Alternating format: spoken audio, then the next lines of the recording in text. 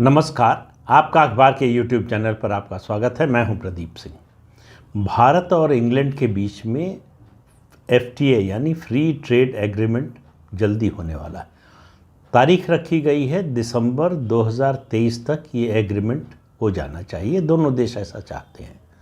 अब इस बातचीत में कुल 26 विषय कहें, 26 चैप्टर कहें, 26 चैप्टर्स हैं जिन पर दोनों देशों के बीच में एग्रीमेंट होना, सहमति होना ज़रूरी है। बातचीत चल रही है, काफ़ी समय से चल रही है। 14 चैप्टर्स पर सहमति बन चुकी है। अभी पिछले दिनों वाणिज्य मंत्री और उद्योग मंत्री पीयूष गोयल इंग्लैंड गए थे, वहाँ भी बातचीत हुई और ये बातचीत जो है कई स्तरों पर लगातार चल रही है और ये उम्मीद की जा रही दोनों देश जल्दी में भी हैं और चाहते भी हैं। जो विश्व की आर्थिक स्थिति है उसको भी देखते हुए और ब्रिटेन की जो आर्थिक स्थिति है उसको देखते हुए ब्रिटेन और ज़्यादा चाहता है। ब्रिटेन की आर्थिक स्थिति बहुत अच्छी नहीं है। आपको मालूम है कि अभी हाल ही में भारत ब्रिटेन को पछाड़कर 5वें नंबर की विश्व की अर्थव्यवस्था बन गया है। इससे आप अंदाज़ा लगा सकते हैं कि ब्रिटेन आज कहाँ खड़ा है। तो ब्रिटेन और भारत के बीच में FTA हो 2023 तक हो जाए, ये सब तो बहुत अच्छी बात है, लेकिन कुछ और भी तो होना चाहिए। और ऐसे में हम लोगों को क्या याद आता है? विजय माल्या का नाम, नीरव मोदी का नाम, और नदीम और बाकी लोगों की तो बात ही नहीं कर रहा हूँ, सिर्फ इन दो लोगों की बात हो रही है। इन दो लोगों की ही बात क्यों हो रही है वो भी बताता हूँ। भारत और इंग्लैंड के बीच में 1992 में एक्स्ट्राडिशन ट्रीटी हो गई, प्रत्यार्पण संधि हो गई और 1993 में दोनों देशों ने इसको रेटिफाई कर दिया, यानी लागू हो गई। उस समय से इम्प्लीमेंट हो गई कि दोनों देशों के बीच में अगर इस तरह का कोई भगोड़ा आता है, कोई आर्थिक अपराधी या किसी अन्य अपराध का आरोपी आता है जो दूसरे देश में अपराध करके आया है, तो उसका एक लीगल प्रोसेस है। उस लीगल के प्रोसेस के तहत उसको उस देश में भेज दिया जाएगा जहां उस पर मुकदमा चल सके। भारत यही कोशिश कर रहा है। सबसे ज़्यादा मुश्किल होती है भारत को इंग्लैंड से एक्स्ट्राडिशन कराने में। इंग्लैंड का जो रवैया है वो भारत के लिए जो है बड़ा निराशाजनक है।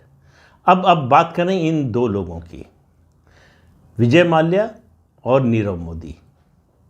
विजय माल्या के बारे में वहाँ का सुप्रीम कोर्ट फैसला कर चुका है कि इनको एक्स्ट्राडाइट कर दिया जाए। अगर आपको याद होगा, भूल गए हों तो फिर से याद दिला दूं, इन्हीं के मामले में जब चर्चा चली और ये आरोप लगाया गया इनके वकील की ओर से कि भारतीय जेलें रहने लायक नहीं हैं, उनमें अमानवीय स्थिति में कैदी रहते हैं, तब भारत ने मुंबई में आर्थर रोड जेल में एक सेल बनवाकर और उसकी फ़ोटो जो है खींचकर भेजी थी ब्रिटिश सुप्रीम कोर्ट को।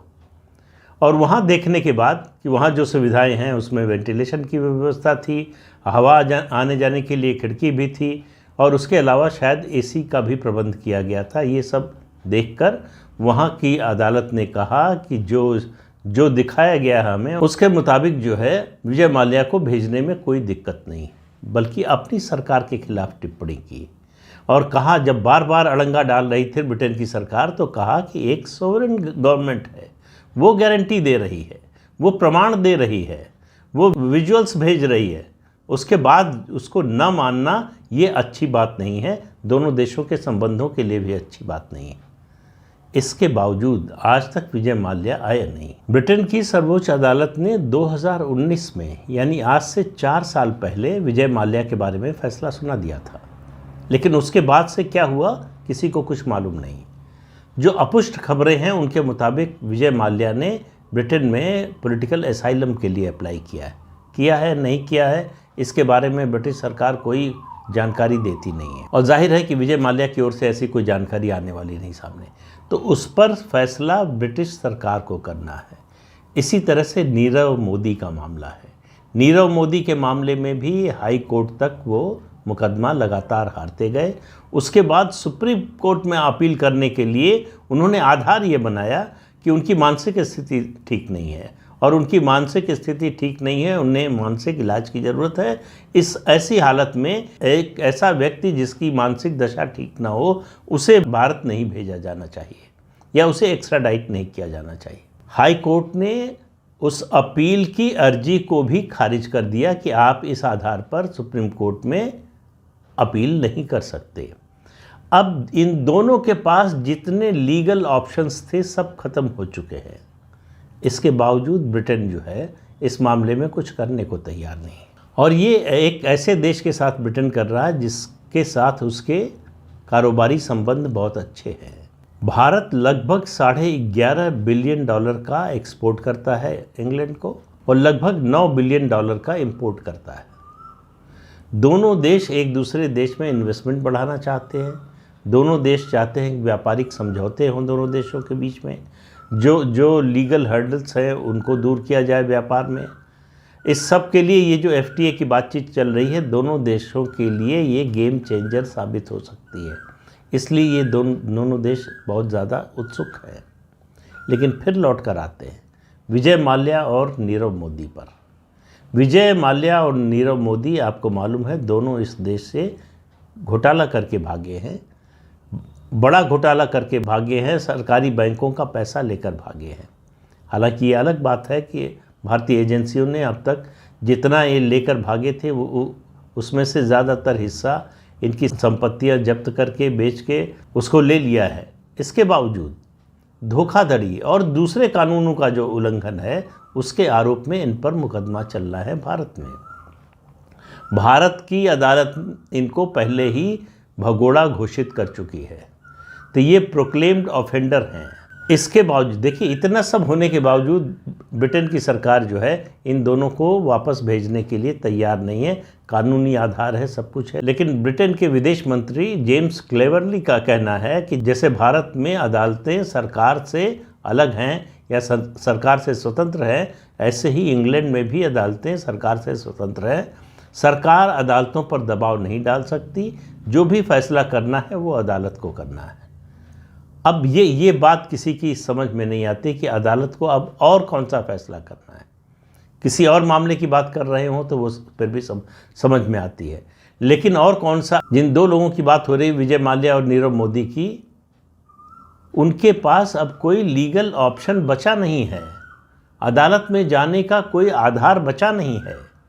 फिर ब्रिटेन की सरकार इस तरह की बात क्यों कह रही है? उसका कारण जो लोग बताते हैं, कोई वास्तविक कारण तो जानता नहीं कि ऐसे लोग दुनिया भर से ब्रिटेन में आते हैं। ब्रिटेन जो है ऐसे भगोड़ों की आश्रय स्थली बन गई है। वो बड़ा पैसा लेकर आते हैं और उस पैसे का फ़ायदा होता है ब्रिटेन को। वो नहीं चाहता है कि ऐसा माहौल बने कि ऐसे भगोड़ों का आना बंद हो जाए।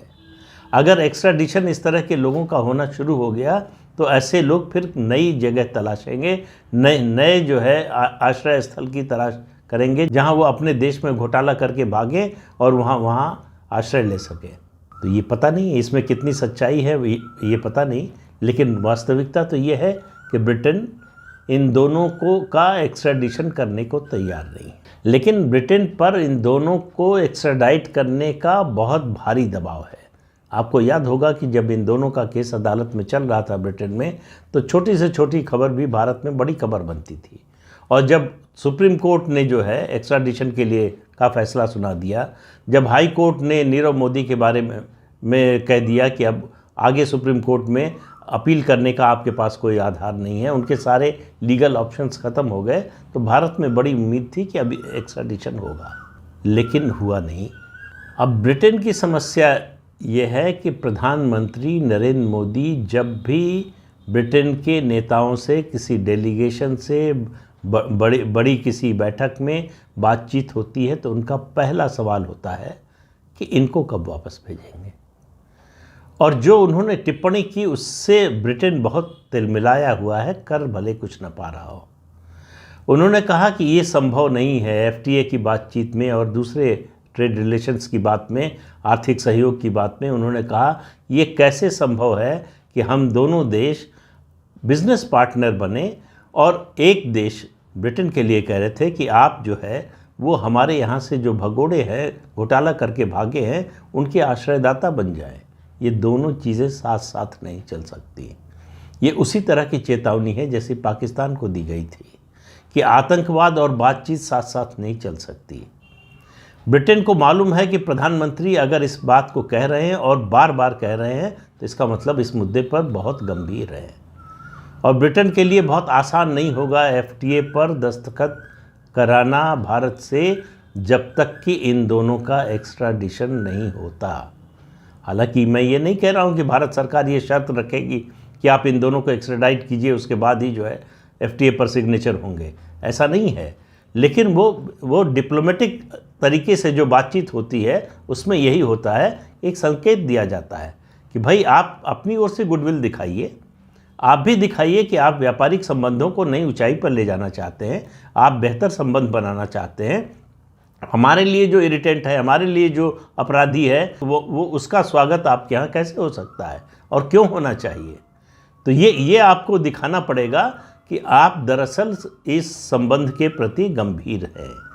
ब्रिटेन की यही दिक्कत है। समय धीरे धीरे नज़दीक आ रहा है एफटीए के फाइनल होने का। जैसा कि मैंने पहले बताया, दोनों पक्षों ने, दोनों देशों ने ये टारगेट रखा है कि 2023 के आखिर तक एफटीए साइन हो जाए।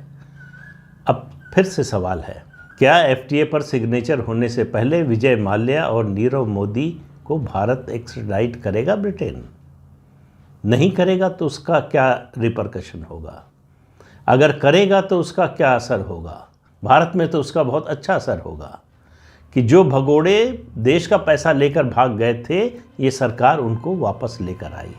लंबी कानूनी लड़ाई, भारत से वकील गए, एजेंसियां गईं, उन्होंने प्रमाण दिए और बड़े दुर्भाग्य की बात है कि हमारे सुप्रीम कोर्ट के एक रिटायर्ड जज ने एक भगोड़े के पक्ष में गवाही दी। ये सब बातें तो खैर मुकदमे के दौरान चलती ही रहीं, लेकिन अब कुल मिलाकर मामला ये है, इस बात पर अटका हुआ है कि ब्रिटेन का रुख क्या होगा इन दोनों को लेकर। उस पर बहुत कुछ निर्भर करता है दोनों देशों का व्यापारिक संबंध। क्या ब्रिटेन इन दोनों को बचाने के लिए भारत के साथ अपने व्यापारिक संबंध को संकट में डालेगा? मुझे लगता नहीं, लेकिन अंतर्राष्ट्रीय राजनीति में कुछ भी हो सकता है, इंटरनेशनल डिप्लोमेसी में। और सबसे बड़ा कारण है कि हमको वास्तविकता नहीं मालूम है कि ब्रिटेन इन दोनों को बचा क्यों रहा है। तो इस अंक में इतना ही। अगले अंक में फिर मिलेंगे किसी नए मुद्दे के साथ। तब तक के लिए अनुमति दीजिए। आपसे अनुरोध है कि ये चैनल देखिए, शेयर कीजिए, लाइक कीजिए और सब्सक्राइब ज़रूर कीजिए। नमस्कार।